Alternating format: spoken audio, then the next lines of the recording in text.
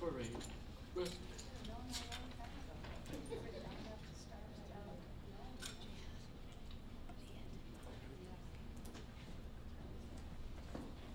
I'd like to call this meeting to order. Start out with roll call. Director Eto, if you'll lead us, please. Hiroshi Eto, Director, District 5. Harold Gregory, Director, District 4. Claire Wilson, Director, District 2. Jeffrey McAnalloy. Director Peterson. Tammy Campbell, Superintendent. Now, if you all please rise for the presentation of the colors by Todd Beamer High School, JROTC. Color. And Forward. Colors. Forward. March.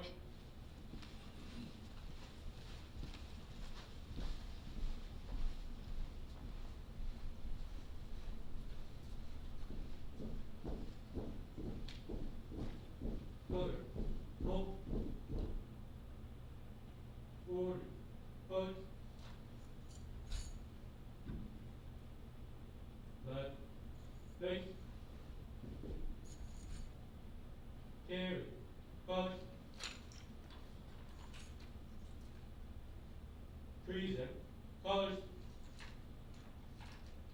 Please join us on the Pledge of Allegiance. I pledge allegiance to the flag of the United States of America and to the republic for which it stands, one nation, under God, indivisible, with liberty and justice for all. Carry. Colors. Forward. Colors. Right. Face. Forward. Colors. Forward. March.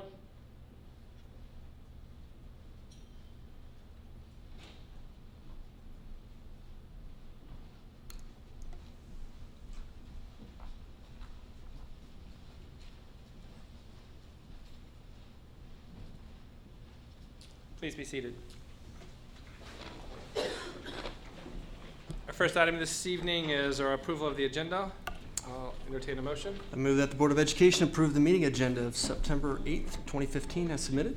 Do I hear a second? I'll second. Any discussion? Hearing none, all in favor, say aye. Aye. Opposed? Motion carries. Next item is approval of the consent agenda. Entertain a motion. I move that the Board of Education approve the consent agenda of September 8th, 2015 as submitted. Hear a second? I'll second. Any discussion? Hearing none, all in favor say aye. Aye. Opposed? Motion carries. Next, Dr. Tammy Campbell will do introduction of new administrative staff. At this time, I'd like to invite Executive Director of Elementary Schools, Cindy Black, up to the podium, and she'll be introducing 2 new administrators. Good evening, Board President McAnalloy, board members, and Dr. Campbell. It is my pleasure tonight to introduce to you David Couch. David is the new principal or assistant principal at Panther Lake Elementary School. David's very excited to join the administrative team here with Federal Way. This is his 7th year working with the students and families in the district. He spent his first 6 years at Rainier View Elementary and feels blessed to have been able to complete his internship under the mentorship of an amazing advocate for kids, which was Kent Cross. He's truly looking forward to working with the Panther Lake students, staff, and families. He loves the message of Dr. Campbell, that all means all, and he'll be working tirelessly this year to achieve that goal. So welcome to David. Thank you.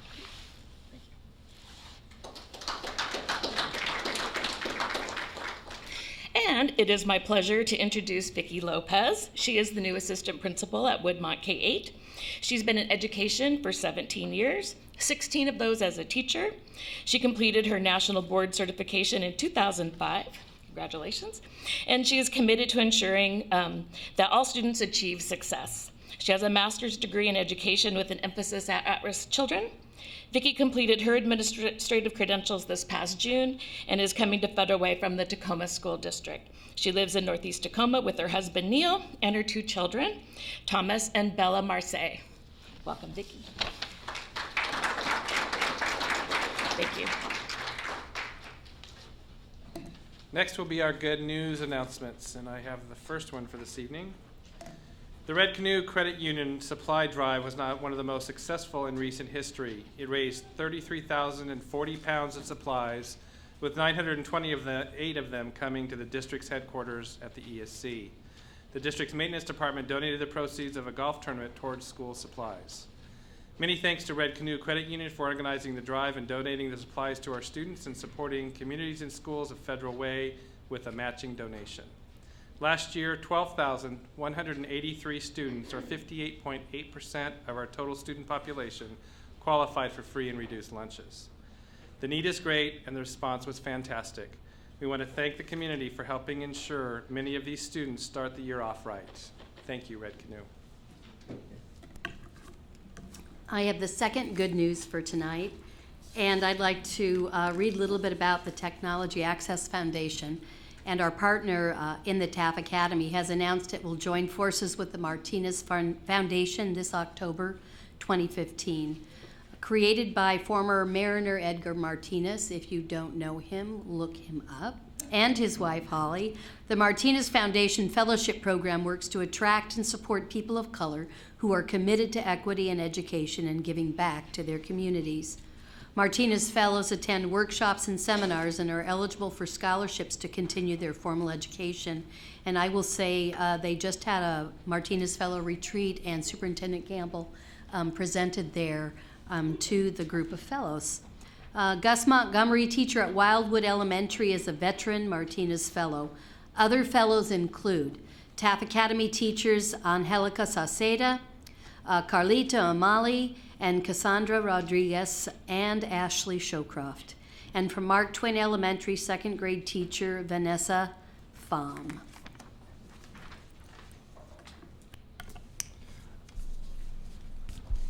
I too have some good news tonight.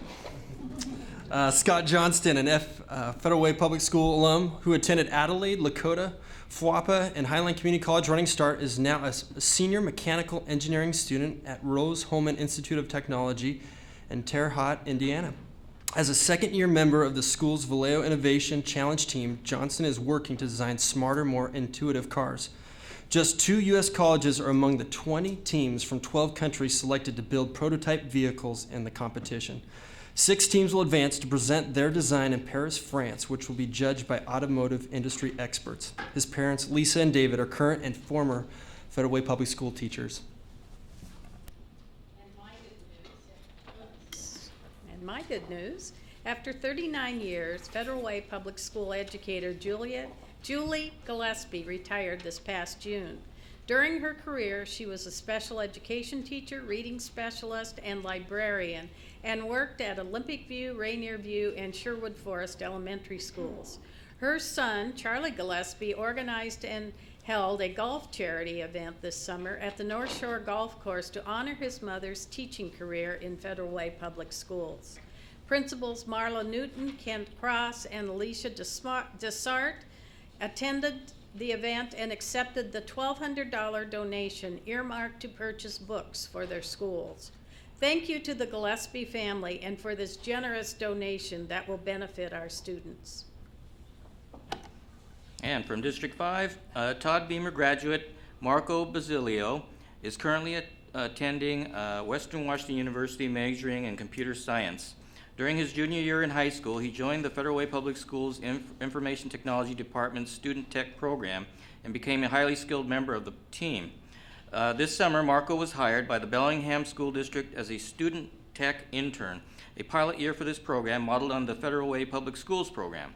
As part of the hiring process, Marco completed a technology exam with top results, scoring 100% and completing the hour-long test in just 10 minutes. The pilot program proved so successful because of interns like Marco. The Bellingham School District is planning to fully implement a student intern program in their information technology department as well. So congratulations to Marco Basilio. Thank you all. And thank you, Dr. Campbell, for starting this. It's a great way for us to be able to share the good news within the district, and I really enjoy it.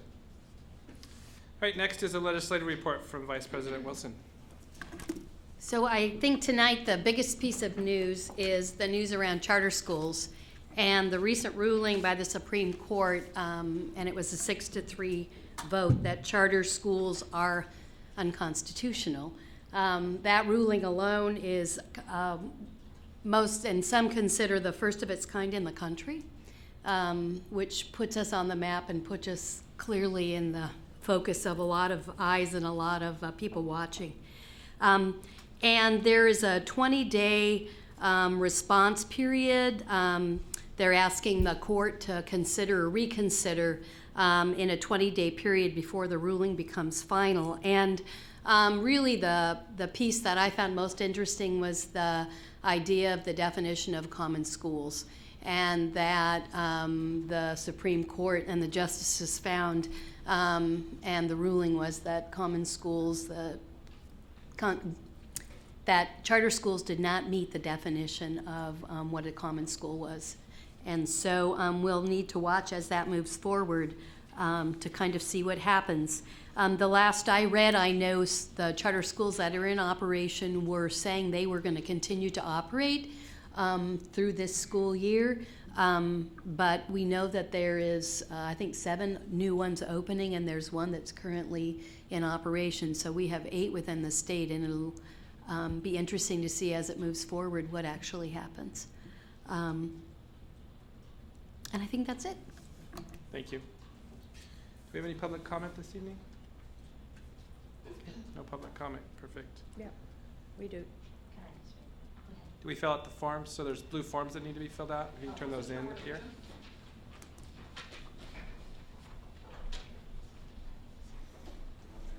Right.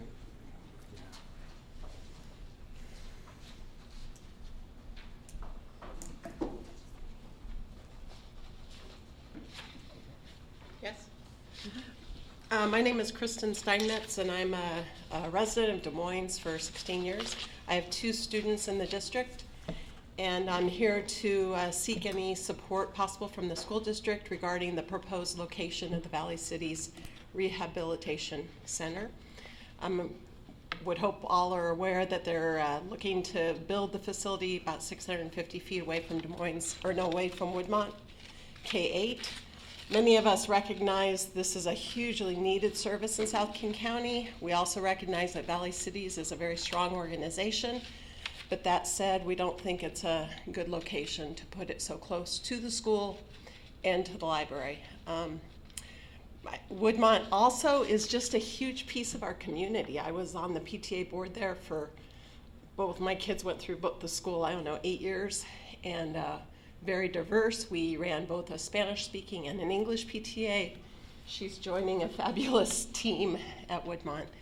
I also come from the psychiatric services. I worked for the state for 17 years in the state psychiatric hospitals, and I'm aware of the safety risks of running such a facility, and I just don't think it's the right place. My children walk by that place every day as they leave school to go to friends' houses. So as you probably are aware, there are a lot of community members that are upset about communication, upset on how this has transpired.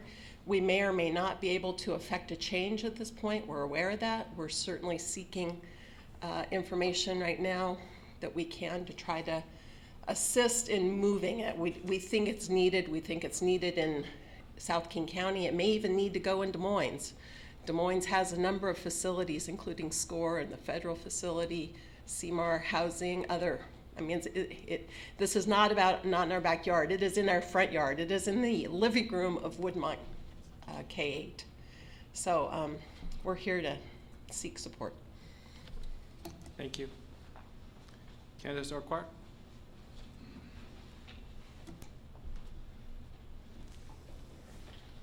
Hi, I'm Candace Urquhart.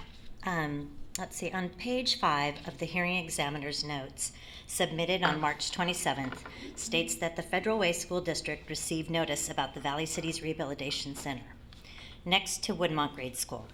Can you please advise us when the notice was received, who it was addressed to, how long did you have to respond, and what internal conversations did you have to determine it was not worth commenting about, if that is true?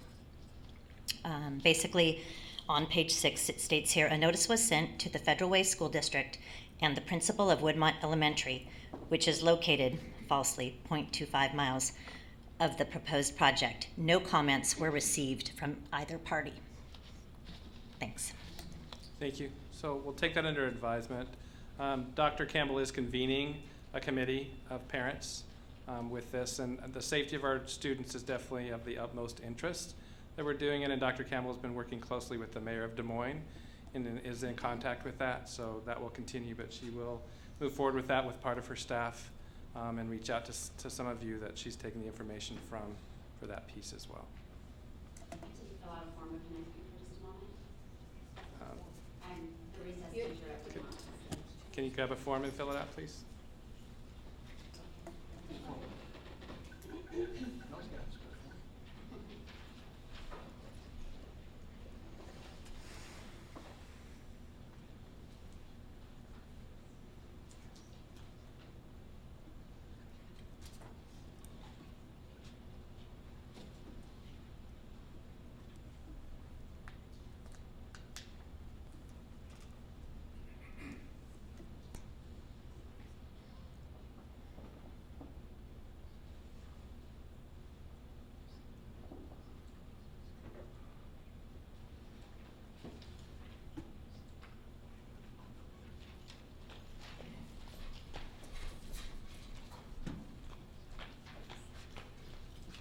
My name is Kathleen Wolf, and I work at Woodmont K through 8 as a para, and I am a recess supervisor. And I live very, very close to the school, and I did not even receive a letter from Valley Cities, from Des Moines, as to this facility going in. My concern is our playground is open. We have open gates, access many homes all around the whole school, as well as a gate where children walk to and from school in the very back. It's very important that these kids stay safe. I worry about them every day anyway without this proposed facility going in. I would like to be somehow, if possible, kept in the loop. There are 3 of us recess supervisors, so maybe if you're going to be having some meetings on what you think should be or could be done at the school for us to keep the children safe, that maybe you could notify Mrs. Lopez or our new principal, and I could maybe be in on those meetings. Because I'm very concerned, because all I have out there is a walkie-talkie and a whistle. I do take my cell phone in case there is an emergency where we do have to move the children off the campus, so I have a way of communicating back to somebody. But very, very important. I have a lot of parents coming up and asking me, what am I going to do to help keep their children safe? And I really would like to be able to reassure them everything is going to be done in our powers to do that. So just to clarify, we are pulling together a group who had come to an earlier board meeting to talk about what we're learning as we work through the city, because as you know, this is not something that the district actually has the control to change. And the other piece, in the way that we're participating, will be a part of the committee that the mayor is convening to look at good neighbor agreements and what we can do around safety, because the safety of our students is something we take very, very seriously. Yes. Okay. Thank you. Thank you. Next will be superintendent comments from Dr. Tammy Campbell. President McAnalloy and the board, I have to tell you, I've been out in schools, and on the first day of school, our team spent the entire day out in classrooms, making sure that we were out and about. And what we noticed are staff working in buildings, working on routines, community building with students, generally just excited about the students being in schools. And so I was just impressed with the commitment of our staff. I will also add that next week I will start to begin an important phase of my 100-day plan, where I will be doing site visits at every school. I'll be spending 2 hours at every school, getting to know what's working well at each school and what are some areas that staff think that we can improve. And I'll also be having some parent forums and staff forums around the city to start to continue to do that part about collecting data and getting a sense of current reality as a prelude to the strategic planning process that will happen in the spring. Thank you. Next, school board comments. Director Peterson, will you start us this evening? Yeah, just real briefly tonight, I was also out and about first day of school. I got to stop by about 6 different schools. On the way, crossed paths with Dr. Pfeiffer and Director Black over there as they were stopping by, I think, Twin Lakes, and I saw you again at Olympic View. And it's just really, it was a great day. Just first day, obviously lots of energy in the building, and it's also cool just to see the new faces, the new people that are caring for our kids this year.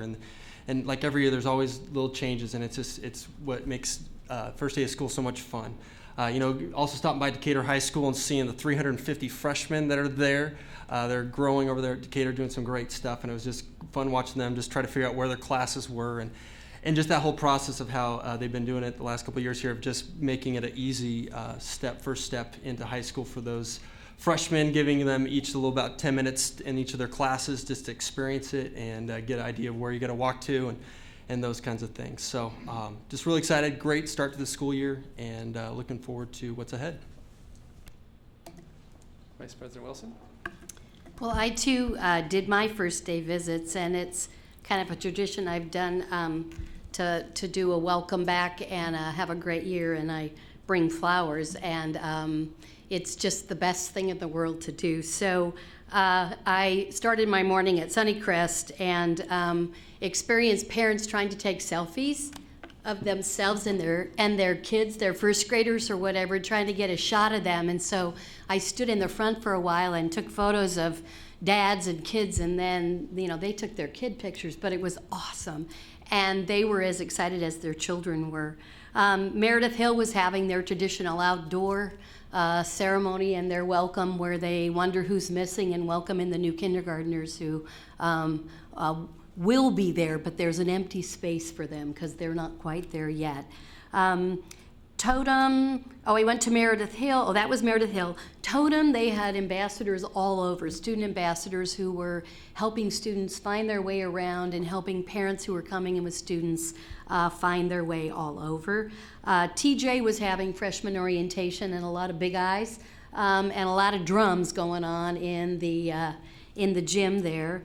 Star Lake was having a meet the principal, so I walked in and there was like thousands of first, second, and third graders all sitting in the front hallway, getting to know the office and the principal. And Valhalla, the kids hadn't quite come there. They were my first stop, but staff was all over and the school was ready to go.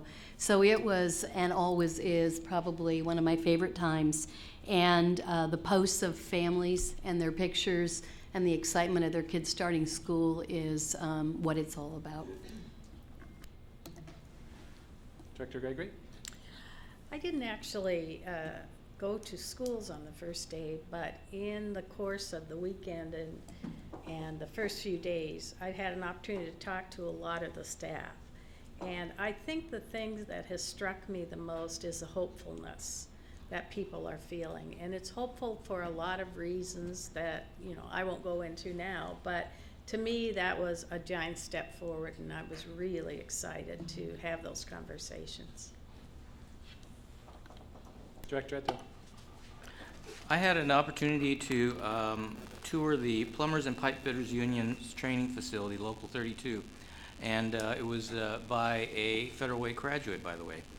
And it just opened my eyes to how many, facilities there are within the community's reach. They really want to engage with us as a school district to help build the career and technical programs. I mean, the selling points that they have are just enormous. You're earning money while you're training. You graduate with an ability without any college loan or debt to deal with, and you're getting into a very highly paid position. And in the fact that pipers and pipe fitters and plumbers who work on a lot of already installed infrastructure, it's not only the new construction that's going on, but most of them that go into this trade stay in the local area. So those are local jobs that help the local economy. So it's win-win all around, but they can't find enough people to fill their slots. It's like, I didn't walk in there and have somebody come around the corner with a soot-covered face and dirty hands. That's not the trades anymore. So if parents are thinking that, they don't want their kids involved with the trades, that's the wrong message. So I'm hoping that they do make contact with Dr. Campbell, and we're able to leverage that, because it's not just their group, but other groups that are out there willing to help if we just engage them. So it was a great opportunity to see a great program, and hopefully we'll maybe make use of it. He was the young man, the training coordinator was a 1999 graduate of Federal Way High School. And it was a great, I was on the tour along with Director Eto. But that was the most exciting part, when he goes and tells everything, and then we tell him who we are, and he's like, oh, Federal Way High School, 1999. Thank you. So it's been a very busy summer. Your board and superintendent have retreated 3 times for a total of 20 hours. And that will come to fruition tonight with some changes in our executive limitations and our ends with some of the work that we've done. I also had the honor of attending some of the time of the admin retreat with the cabinet and the administrators and Dr. Campbell, and I appreciate being a part of that. And then last week, the day before we started, there was an all-employee meeting that was kicked off, and it was pretty phenomenal, the energy and synergy that Dr. Campbell created for this district. And our direction of where we're going is team, and that team means all of us. And so all means all for all of us, including the board, all the way down to all the students. So that was very exciting. I too went to 7 schools, and I actually kind of gleaned after Vice President Wilson and offered flowers to the 7 schools that I went to and visited on the first day. Did run into some leadership as well along the way, but the synergy and energy that was happening, the change in PLCs that is happening, and just you could feel how that was and the work that was being done. At Nautilus, where one of my students goes, there were 380 students that went, and that's the highest it's been in a very long time. So I think that the work that's beginning in the district is starting to funnel all the way down to the parents and everybody. There were over 800 hot dogs given away, I think 700 or 800 hot dogs at Sahali. So it was definitely, the energy of both of those things were great. I'm also going to start being a part of some of the tours with Dr. Campbell as we go to the schools, just to have understanding and be a part of that. And I've also established with all the schools in my district a rotating schedule that starts this week, and I will go to a school every single week in my district on a rotating basis to just let them share what they want to share with me, where it is and what it is. I've told the principal that whatever you want to do that week, it'll be during that week, but I will do that on a rotating basis for the entire school year for every school in my district. So I'm excited to do that as well. All right, next is our Federal Way High School construction update. Cindy Winland. As Cindy comes up, I will just say that there's nothing like passing by a brand new school in the hope that that signals to the community. And so it's just been exciting to watch it come up. And so I'd like to invite Cindy up. Cindy is the Director of Support Service Center, as well as Jason Nelson, who will be doing this presentation. Good evening, Superintendent Campbell, Board of Directors. It is really exciting that we are here tonight. We come bearing pictures. If you happen to drive by Pacific Highway between 304th and 308th, you're going to see some wonderful construction going up. It definitely has changed, and we're excited. And we have, Jason is put together a presentation here so you can see exactly what's going on, where we left off to where we are right now, and then what we're looking forward to in the future. So, Jason? Sorry. Let's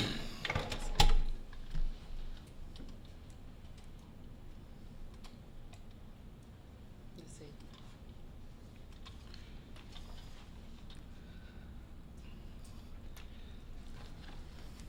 Dr. Campbell, members of the board, we're going to get into it now with our update for Federal Way High School.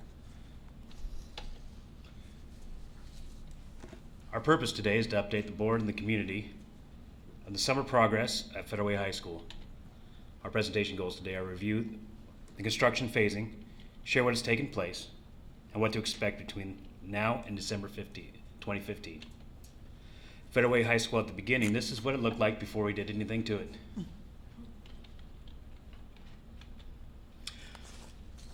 Completed winter 2014, we installed an intern campus that meant we brought in 24 new portables and moved the kids all from the gray area and moved them all over into the yellow area. Completed 2014-2015, we demolished the yellow area while occupying the tan area. We are currently in this phase, phase 1 of construction of the new campus, which is stated to be completed the first phase this summer. What has taken place? As you can see from this picture, quite a lot. Structural steel placement has progressed through the southwest and south wing, and now into the southeast wing. Exterior sheathing has gone up. It's basically the base layer to the building, to the south wing and the southwest wing. Interior plumbing, HVAC, and electrical rough-ins are underway inside the buildings, and if you don't know what rough-in is, it is basically the pipes without all the stuff in it. Framing continues throughout the building. Slab on grade, which is the floor, has been poured up to the southeast section, and the second and third floor from the southwest to the south has been also poured. Footings along the 99, which is really going to get visible, has been finished, and the retaining walls have been working. They're much farther than this now, so what to expect in the coming months. Base layer for the roofing will continue throughout the whole building. The exterior finishes will start going up, like metal panels and windows and masonry. Installation of all interior utility rough-in will continue. Interior framing will continue, and miscellaneous site work and utilities. What to expect once we finish this phase scheduled for the summer of 2016, we will move into the red area and then remove all the yellow area, which means our portables will go away, the old section of the original school will go away, and some instructional area, leaving the gym and the cafeteria in place. 2016-2017, we'll begin construction on phase 2, which is the cafeteria and the new gym space, while remaining the current cafeteria and gym space to use during construction. 2017-2018, we'll see the gym and cafeteria spaces completed and demolish of the rest of the existing old building. Any questions? I don't have a question, but I just want to keep something on the radar, and that was when the architects came out, they said that they had various treatments they were thinking of to incorporate the historic features of the old entry, and that we would be engaging the public to kind of come up with the final concept. So I just want to make sure that we have that in our minds, and we're going to get that done so that the public has a say in preserving that historic piece of this high school. Yeah, it's currently still in that thought process and design phase, but it should be coming soon. That was actually stopped by. Go ahead. Are we No, gonna go go? ahead. Okay. I actually stopped by today, and it was just great to see. You see the plans and that what we approved, and to see it actually, tearing up dirt and buildings going up, and it's, the portables there and everything, and it's, it's living, breathing, and it's great. I guess the question I had tonight is, obviously with any construction project you have, you do the best job you can designing it, trying to predict what's going to happen, not happen.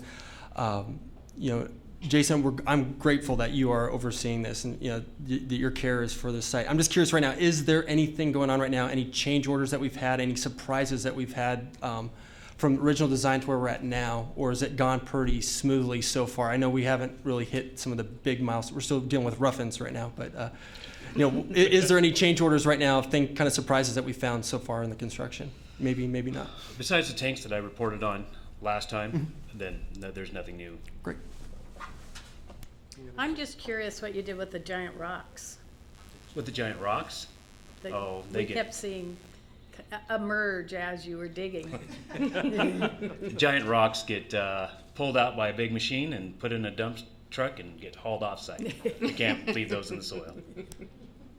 Thank you both very much. Thank you. Thank you. So next is the resolution 2015-17, Dr. Campbell. Invite Assistant Superintendent Sally McLean up. She will be talking to you about a revenue anticipation note that will actually help us ensure ongoing cash flow for the Federal Way High School construction project. Thank you, Dr. Campbell. Good evening, President McAnally, members of the board. As you know, we did a fairly unique funding strategy to fund the construction of Federal Way High School. So it seems particularly important to talk about, since you just saw the update on Federal Way High School, to be reminded that we have braided together several pieces of funding in order to generate enough funds for a $106 million construction budget for Federal Way High School. And that included the $60 million 6-year levy, which means you get $10 million every year. It included, based on prior board action, repurposing some earlier bonds and some earlier school construction assistance funding, which gets us close to $80 million, but the balance of that, $26 million, comes from school construction assistance funding that is generated by Federal Way High School itself. And from a cash flow perspective, we don't start to get to claim that money from the state until we're almost through the construction of all this classroom space. So we have a cash flow opportunity to borrow some money in order to keep our construction on time. And again, this is part of the planned funding. This was part of the original plan, which I realize many in this room weren't necessarily engaged in those conversations. The action you take tonight does not increase the budget beyond the authorized $106 million. I want to make that perfectly clear. And the resolution in front of you is something that's called the Delegation Resolution. You have more often seen delegation resolutions in the context of selling general obligation bonds, which we sell through a competitive bid process, and that competitive bid process isn't necessarily aligned with the with board meetings. So the delegation resolution provides the superintendent or designee the authority to negotiate final terms, in this case, final terms related to the revenue anticipation date. And we are looking for a fair amount of flexibility in working with banks and credit unions to secure the best borrowing opportunity for us. Ideally, we would get a line of credit. We wouldn't get that money all in a lump sum, so that we could borrow that money, draw that money as we needed the cash, and start repaying it as soon as possible. That's ideal for us. I don't know that that's going to be ideal for a bank, but we are shopping for the very best opportunities for us. In section 12 of the resolution, as was pointed out in the cover memo, there are some specific parameters. When you delegate authority, you set some parameters. The parameters include a principal borrowing not to exceed $20 million.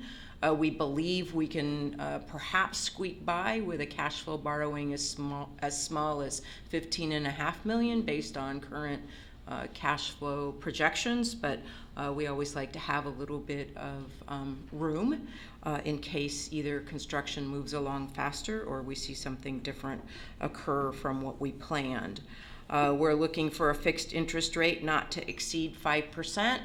Currently, we're looking at rates that are about half of that, but everyone is concerned that the feds are going to make a Fed rate move on the 18th. I think the markets have already corrected for that, but again, we need some parameter to work in, so we have set that at 5%. If we get a variable rate loan, which is more likely with a line of credit rather than a fixed rate, the district has the authority to establish the index that the variable rate loan is attached to, and that's part of that delegation authority. We're looking for a maximum term of 6 years to repay the loan. We anticipate actually being able to pay it off in 3 years and 4 months. 6 years is established because that's the longest time a school district has ever waited for the state of Washington to pay for their school construction assistance commitment. So we're just factoring that in. That's that sort of just in case clause. And then of course this particular delegation authority expires on December 31st in the event that the bids that we solicit or the requests for proposals that we solicit either don't fall within inside these terms or we don't recommend the awarding of one of those, then this particular delegation expires on December 31st. The need for cash doesn't expire, but we want to put some time parameters on the time that we're working with this. As I have mentioned before, when we've had the opportunities to talk about this, we have worked closely with Cynthia Weed, who is legal counsel for the school district for bond issues, and in this case for the revenue anticipation note from the firm of K&L Gates. We have worked with our financial advisor, John Gores, with D.A. Davidson, and also worked closely with Puget Sound ESD in their financial and budgeting offices with Chuck Hull.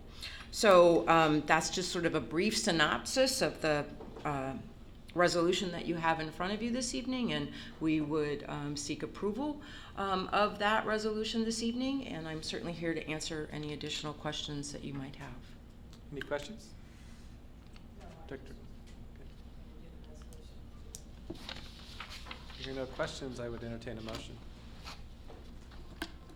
I move that the Board of Education adopt Resolution 2015-17, Resolution Anticipation Note. A motion, do I hear a second? Second that motion. Any discussion? I think I'm glad that we're doing this. You know, it's about efficiency, obviously, with this and not slowing down the process any means. You know, I think that's what taxpayers want to see as well, and this is a really common sense, wise move, and I'm glad we're taking action to do it. I agree. Thank you. No further discussion. All in favor say aye. Aye. Aye. Opposed? Motion carries. Thank you, Sally.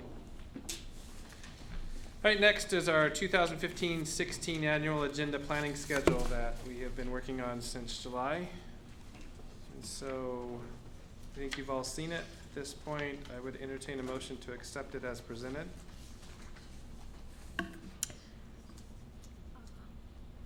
I move that the Board of Education approve the 2015-16 annual planning schedule agenda. I couldn't remember your name, so I decided to I'll second that part. We've got a motion and second. Any discussion?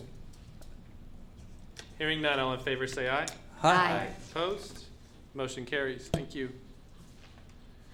Next will be the executive limitations policy structure. So this policy structure is changing it from the current 16 executive limitations we have to 4, which we've been working on since July. Many discussions, so I would entertain a motion at this time to accept that change. I move that the Board of Education approve the structure of executive limitations policies. I'll second. A motion and second. Any discussion?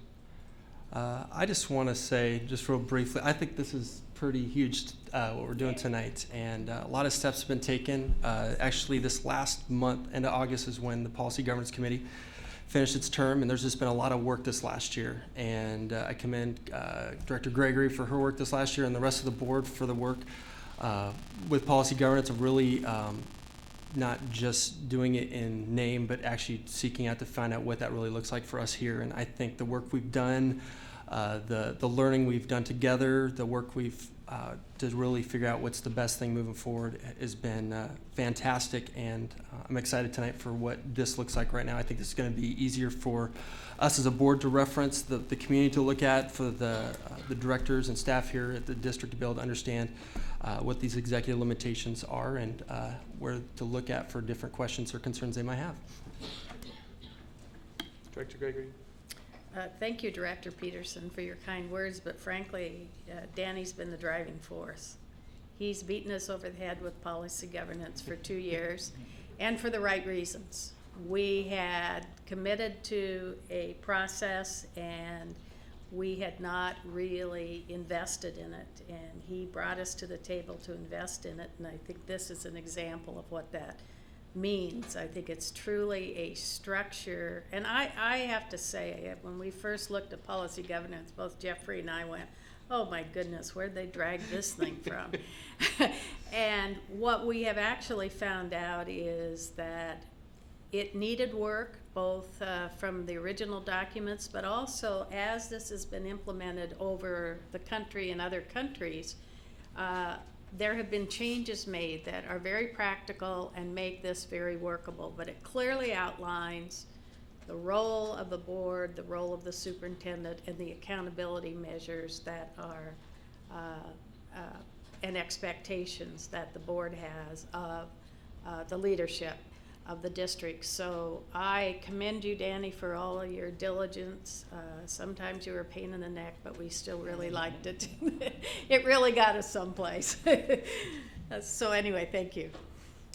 And I would say that policy governance is a work in progress and it's a developmental process.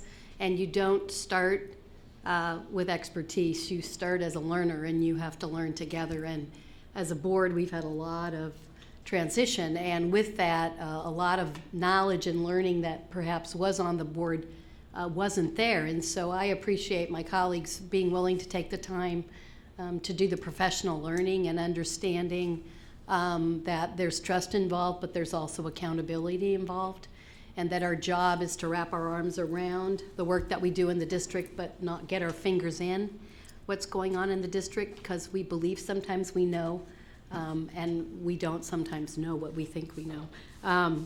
Anyway, so I really do appreciate it, and I think, as Director Peterson said, it will become very clear as it's posted on the website, kind of what an executive limitation is, what an end is, what are the constraints that we put around a superintendent, and we put constraints around them because you can never tell somebody everything they can do, but what you can do is tell people what the limits are about how far they can go.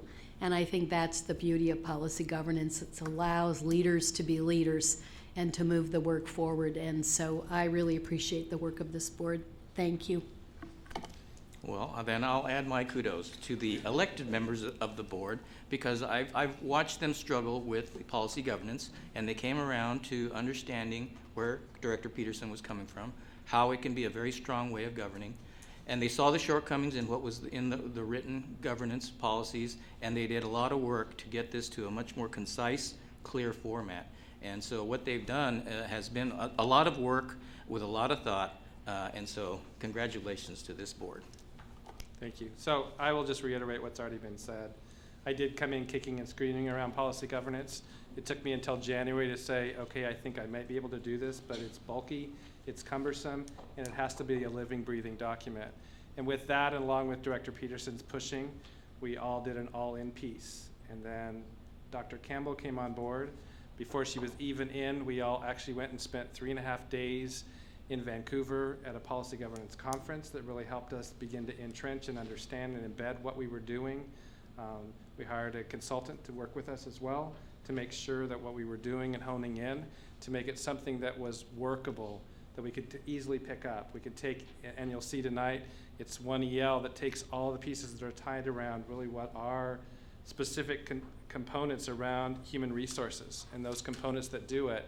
So it makes it much easier, it's much more streamlined, and it makes it something that you can pick up and learn and not so hard to understand as you become a new board member. So I applaud all of my counterparts as well, and Dr. Campbell for all of us being in to do this work that we've done through the summer to come to where we're at tonight, and I'm really excited. So with that, all in favor? Aye. Aye. Opposed? Motion carries on the policy structure. Next will be Human Resources Executive Limitations 1A through E. I would entertain a motion to accept as presented. I move that the Board of Education approve the revised Human Resources Executive Limitations 1A through 1E. I'll second.